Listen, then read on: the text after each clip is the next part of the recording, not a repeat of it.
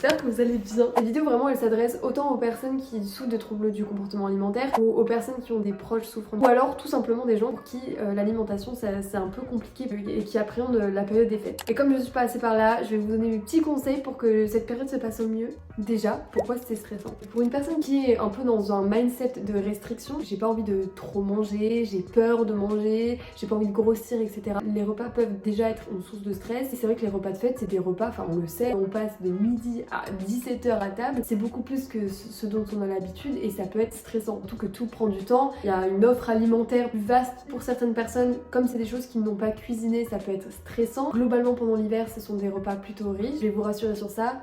C'est normal. En hiver, il fait froid, je vous apprends rien. Donc ton corps puise de l'énergie pour se réchauffer. Quand tu regardes, en été, tu manges plutôt peut-être des fruits, des choses vraiment composées d'eau, parce que comme il fait chaud, ton corps a besoin d'eau. Le corps est tellement bien fait qu'il sait exactement ce dont il a besoin. Donc quand on est concerné plutôt par l'hyperphagie, la boulimie, c'est vrai que ces repas peuvent être source de stress puisque ça peut amener des crises, une sensation de perte de contrôle totale. Ce sont des repas souvent partagés, on a peut-être peur du regard des autres, les remarques qu'on peut recevoir, qui ne font jamais vraiment plaisir.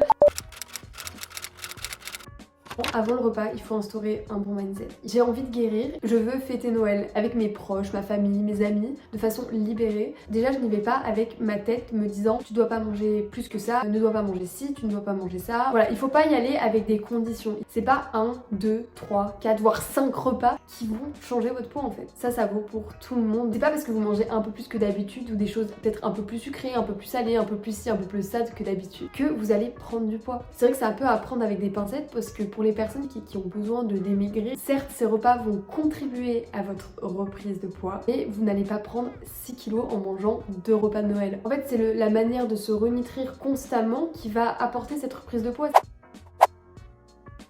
J'y vais pour prendre du bon temps avec mes proches. Un certain repas ou un certain aliment ne va pas me faire grossir et y aller sans condition. Que vous pouvez l'écrire sur une feuille que vous garderez sur vous le jour J. C'est un moment où vous vous sentez un peu dépassé. Vous pouvez relire cette feuille et aussi ce que je conseille c'est d'en parler à quelqu'un avant les repas. Cette personne peut être une personne qui sera présente lors du repas. Si vous sentez d'en parler à vos parents ou alors à vos frères et sœurs, à une cousine, enfin quelqu'un de confiance, dites-lui écoute j'appréhende un peu ce moment, je ne sais pas comment je vais réagir, viens on s'instaure un petit signe. Comme ça si à un moment pendant le repas je te fais ce petit signe, tu sais que ça va pas trop et comme ça on peut prendre un petit moment à part pour en parler. C'est une amie qui m'avait proposé d'instaurer ça lors d'un événement qui moi me stressait niveau alimentaire et je trouvais que c'était super. Parce que du coup j'y allais vraiment relaxer en me disant si ça va pas je sais que je peux compter sur cette personne. Finalement le repas s'est très bien passé. Ça c'était le avant.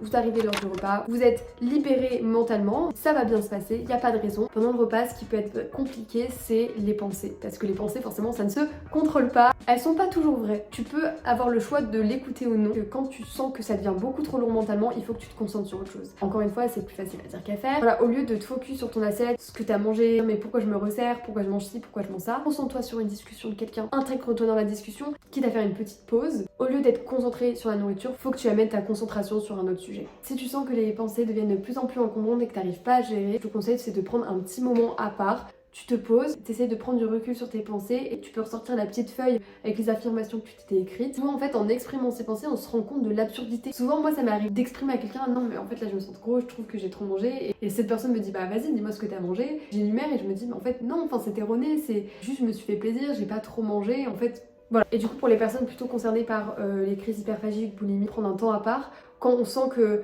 waouh, on mange plus parce qu'on a faim mais parce qu'il faut se remplir. Vous savez ce sentiment qui vous prend, c'est dur, c'est quelque chose qu'on ne contrôle pas donc c'est dur de pouvoir s'arrêter. Je vais me poser 2 minutes, prendre le temps d'analyser ce que je pense et pourquoi je fais ce que je suis en train de faire. Gardez en tête que vous avez le droit, vous pouvez vous faire plaisir. L'alimentation, certes, pour nourrir son corps, mais c'est également pour passer des bons moments et pour se faire plaisir. Tu ne vas pas manger des choses que tu n'aimes pas, par essence. Voilà, donc tu peux te faire confiance, tu peux écouter ton corps. Et si vous trouvez que vous mangez plus que les autres, c'est pas grave. En fait, on a tous des corps différents, des besoins différents. Tout quand ton corps est en restriction, il est dénutri, il est en manque de certaines choses. Une réaction normale et naturelle. Vraiment, et moi, il y a des jours où j'avais l'impression d'être un gouffre sans fin, quoi. Un puits qui n'avait pas de fond. Et comment c'est possible d'avoir autant faim et de pouvoir autant manger? Et personne ne peut émettre un jugement sur ce que vous mangez. Personne n'a votre corps, personne n'a vécu ce que vous avez vécu. Vous n'avez pas à vous justifier, à dire je mange ci parce que ça. Non. Alors si quelqu'un vous fait une remarque, si quelqu'un vous pose une question, ce n'est pas de leur souci. Même si physiquement vous avez plus faim mais que vous arrêtez pas de penser à cette petite papillote, bah prenez cette papillote, c'est pas grave. Peut-être que pendant le repas ça s'est super bien passé, on n'a pas du tout culpabilisé, on n'a pas du tout pensé à je vais trop manger ou quoi, mais après le repas, la culpabilité revient et là on se dit mince. Moi je veux juste vous poser une question, est-ce que tu as tué quelqu'un? Est-ce que tu as fait quelque chose de grave? Non. Tu as nourri ton corps, donc tu as fait la bonne chose. Et dans la loi, on dit que quelqu'un est coupable quand il a commis une faute grave et qu'il doit être puni pour ça. Manger n'a jamais été une faute grave. Il y a pas de punition pour avoir mangé, puisque c'est quelque chose de normal, de naturel, de nécessaire. Ton corps a besoin d'énergie. Donc cette culpabilité, elle n'a même pas lieu d'être, parce que tu n'as rien fait de mal. Tu n'as certainement pas besoin de compenser, tu n'as pas besoin de faire plus de sport, de pas manger le lendemain, de adopter un certain régime après les fêtes. Non. Un repas Noël, c'est comme un repas normal, c'est comme quand tu vas au resto et que peut-être tu manges un peu plus que d'habitude, ce n'est pas grave, ça ne mérite pas de compensation. Encore une fois, n'hésite pas à exprimer tes pensées, que ce soit de les écrire, moi je sais que j'ai énormément écrit pendant ma guérison, ça m'aidait vraiment à extérioriser mes idées. En parler avec des gens, aussi ce qui peut aider c'est peut-être mettre des vêtements où tu te sens un peu plus confortable, où tu te trouves jolie. En tout cas si vous ne trouvez pas de proches à qui vraiment en parler, que vous vous sentez un peu démunis, que vous avez besoin d'aide, n'hésitez pas. Je ne garantis pas d'être là le 24 décembre sur mon téléphone, mais en tout cas je suis toujours à l'écoute et je suis passée par là donc je sais à quel point ça peut être stressant. C'est dur de un peu généraliser tout dans une vidéo. J'espère vous avoir apporté quelques petits conseils. Les repas de fête, c'est censé être quelque chose où tu t'amuses, où tu profites. Alors je sais que c'est pas le cas de tout le monde. Des fois c'est un peu compliqué avec sa famille, il y a peut-être des gens qui vont passer les fêtes de Noël seuls, donc il y a plein d'exceptions. Que ce n'est pas une raison pour que ça se répercute sur votre alimentation. Vous êtes plus fort que ça, donc n'hésitez pas à m'envoyer un message si besoin. Je vous fais de gros bisous et à la semaine prochaine.